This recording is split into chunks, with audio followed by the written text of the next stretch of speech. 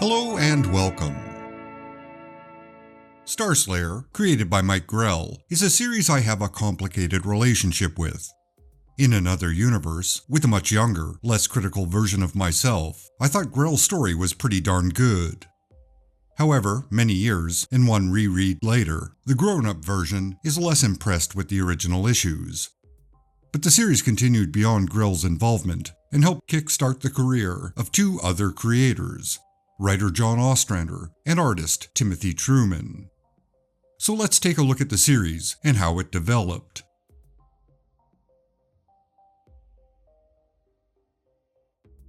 The writer and artist, Mike Grell, had great success at DC with Warlord.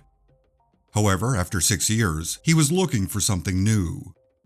With the newly formed direct market, Grell found a place to develop comics that mainstream publishers wouldn't touch. This led to John Sable and Starslayer being published by the new independent publisher, First Comics. Although, to be accurate, Starslayer began at a different publisher, Pacific Comics. Starslayer was created during a time when DC was rapidly expanding, trying to compete with and overtake Marvel's market dominance. This brief period saw the creation of titles such as Firestorm, Black Lightning, and Shade the Changing Man. All of these titles, and many, many more, were abruptly cancelled in 1978 as DC reorganized to avoid going out of business. This event is commonly known as the DC implosion. Naturally, projects being developed were also cancelled. This included Bucky O'Hare, which went on to become a graphic novel from Continuity Comics, and Starslayer. The original inspiration for Starslayer was Grell taking the premise of his prior success, Warlord, and turning it around. So instead of a modern man in a sword and sorcery world, he would put a primitive man in a futuristic world. For good measure, Grell added a slight pirate theme. The series itself was preceded by the Starslayer portfolio. This had an author biography and 6 illustrations that highlight the two main characters, the barbaric Tauren Macquillan and the futuristic Tamara. Grell began working on the series while waiting for the editor, Mike Gold, whom Grell had worked with on Warlord, to secure financing to begin First Comics. When Gold's initial efforts failed, Grell made a 6-issue deal with Pacific Comics to publish the opening story of Starslayer.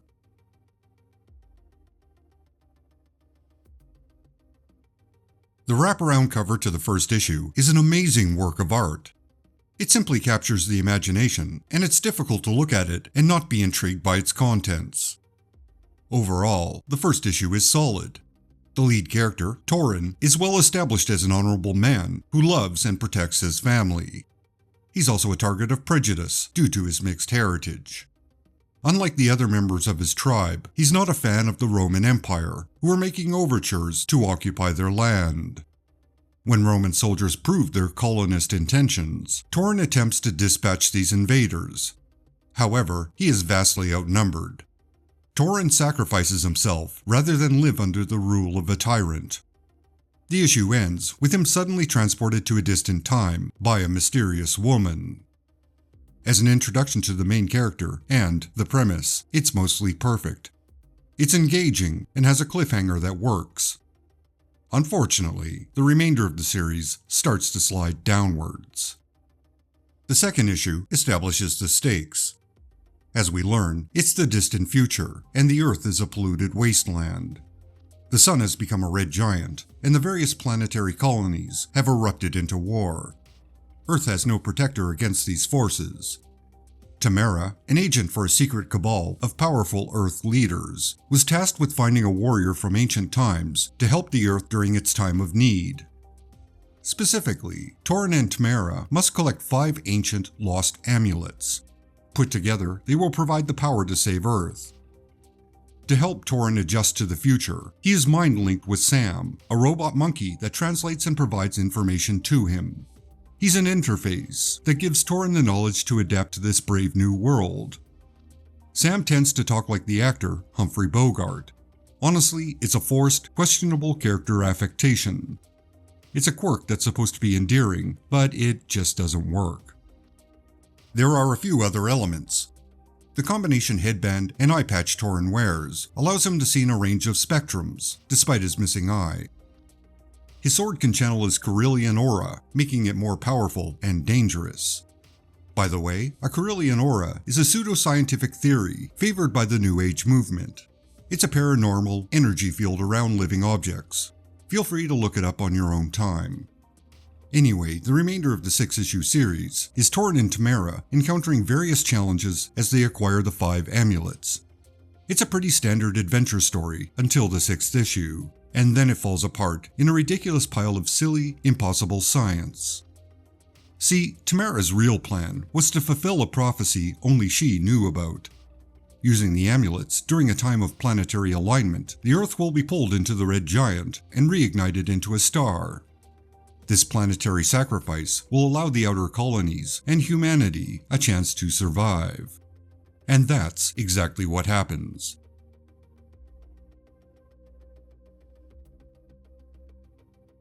I know I'm about to annoy anyone other than science nerds. Because, Starslayer is a science fiction story, so you have to focus on the fact that science is an element, not the main purpose. After all, it's a comic book, not a thesis put forth for peer review. But man, you have to do some research to at least ground the story a little bit.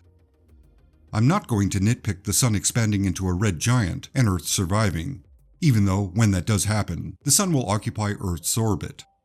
I can let that one go because it's not the major point of contention. The main point is the Earth being cast into the sun to reignite it. This would not happen. Earth is teeny tiny relative to the sun. How teeny tiny? Based on volume, an estimated 1.3 million Earths could fit into the sun. That's how tiny the Earth is compared to our star. Yes, right now, you might feel a sudden existential sense of insignificance. Sorry about that. Even with all the atomic weapons the planet contains, the sun would barely notice if they all exploded at once. I mean, it's a nuclear fusion factory that produces about 100 billion megatons of energy per second. We ain't got nothing to match that. A reasonable analogy would be, throwing the Earth into the sun is like adding a glass of water to the ocean to make the tide rise. Sure, there's an effect, but you're not going to notice it, nor will the ocean.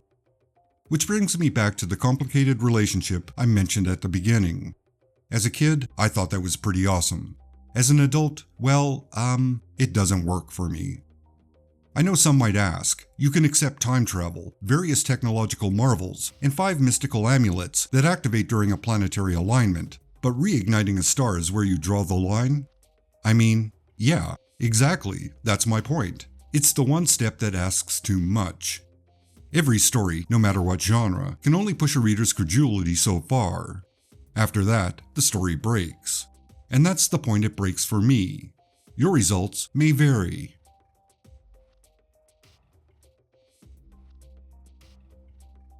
Immediately after the 6th issue, Grell's contract with Pacific was fulfilled, and Starslayer moved to the now operational First Comics.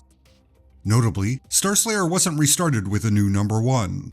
It continued with the prior numbering from the Pacific series. Grell would only write the next 2 bi-monthly issues, and the artwork was handled by newcomer Lenin Delsol. In my opinion, those 2 issues amount to Grell struggling to find a direction.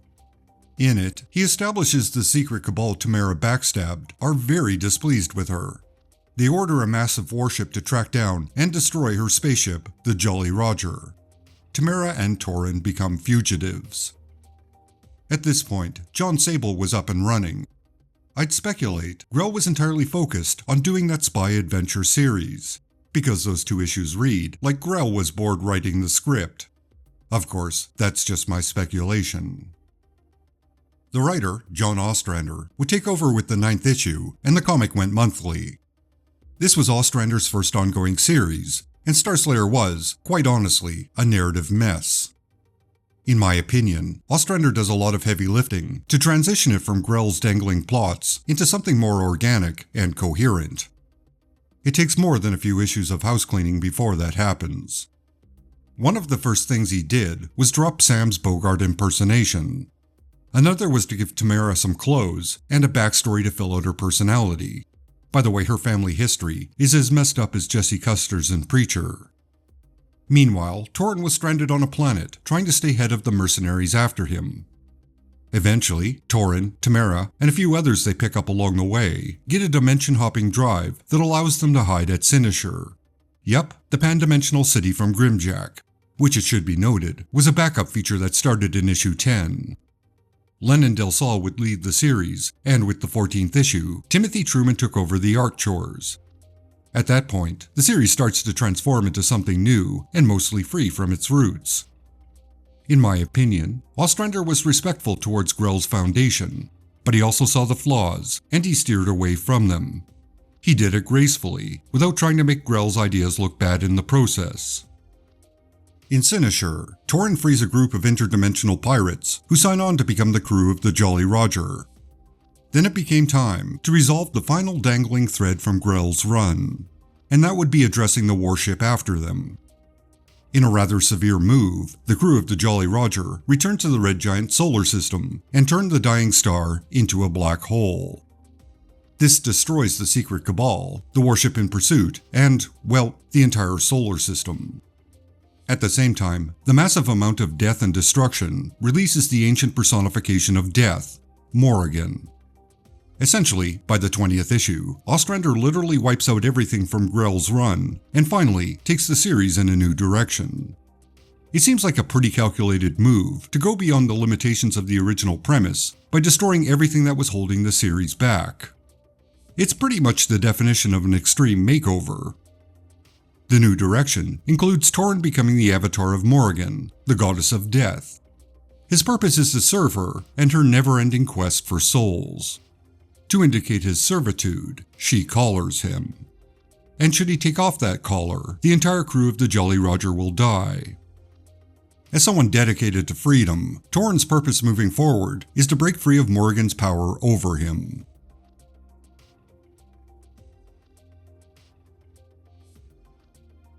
At this point, Grimjack had graduated to a monthly, ongoing series. Due to this, Truman's involvement with Starslayer begins to rapidly diminish. He provides breakdowns, but it's clear the anchor, Hilary Barta, is doing the majority of the work. In fact, once Truman left, Barta becomes the penciler. However, Barta would leave soon thereafter, and the remainder of the series was drawn by John Eddings. In the final 3 issues, Ostrander adds the mythology established in the Warp series, wraps up the Morrigan storyline, and finds a good, happy place to end the series. It's a little brisk, but it hits all the right beats and gives the series a sense of closure. However, he left it in a state where someone could come in and restart the series if they so desired. It's satisfying, but one can tell it's probably a few years' worth of plot condensed into a few issues. In the final issue, Ostrander lays out why Starslayer was ending. Due to the numerous pencilers, and possibly a few changes in direction, the series was losing readers. By adding the artist, John Eddings, it was hoped he would stick around for a while, and the title would stabilize. Well, that didn't happen. It's not clear exactly what happened, but by looking at the final issue, it's obvious either Eddings quit or he was fired, because the artwork is pretty terrible in parts. It genuinely looks like the inkers salvaged what they could from what they were given, but there was not a lot for them to work with. For the record, Starslayer is the only comic book credit I could find for Eddings. By all appearances, he never worked in comics again. So I'm inclined to speculate his time on Starslayer wasn't a great experience, and he discovered comic books were not what he wanted to do. With Eddings gone, it was decided that Starslayer was done. The series was immediately cancelled, and that was it for the character and the supporting cast.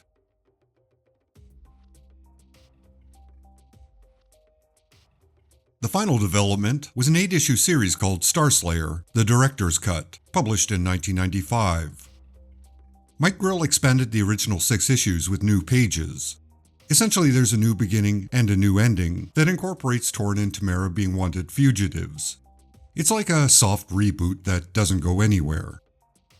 In the end, Starslayer had a decent premise, but it seems that after the initial story, Mike Grell didn't really want to take it any further.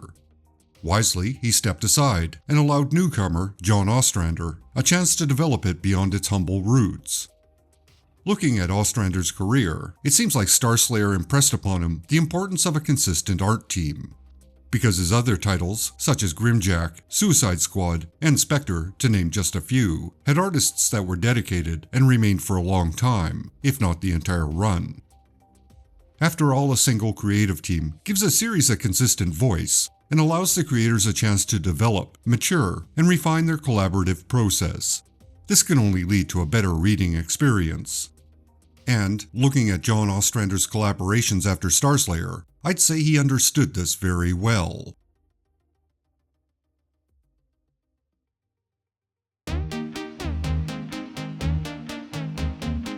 Thank you for watching. Naturally, I'd like to thank all my current supporters on Patreon and YouTube. I greatly appreciate that ongoing support, especially during this time of year when ad revenue takes a steep decline. I appreciate every single one of you. Thank you.